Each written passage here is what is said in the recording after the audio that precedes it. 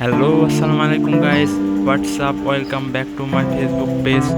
So অনেক দিন পরে গাড়ি নিয়ে বের হলাম। জিক্সার মনোটন থেকে জিক্সার হিসেবে পরিবর্তন করা হয়েছে এই গাড়িতে ফুট রেস্ট, পায়ের ফুট রেস্ট এবং হ্যান্ডেল বার এগুলা চেঞ্জ করার জন্য এখন একটু লিন হয়ে বসতে হচ্ছে। এটা একটা ভালো দিক, কিন্তু লং ট্যুরে গেলে একবারে কোমরের অবস্থা খারাপ। আর ঢাকার ভিতরে যদি রাইড করতে যাই তাহলে কোমরে অনেক প্রেশার পড়তেছে, হাতে অনেক প্রেশার পড়তেছে, এতে একটু প্রবলেমে পড়তে হচ্ছে। আর হ্যান্ডেলটা ডান দিকে একটু কম ঘুরতেছে।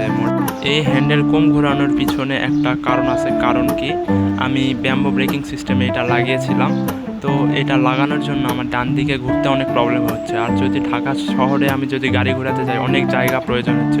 একটা রাস্তাতে যদি আমি গাড়ি ঘোরাতে যাই, অনেক জায়গা, মানে 2-3বারেও গাড়ি ঘোরানো অনেক সমস্যা।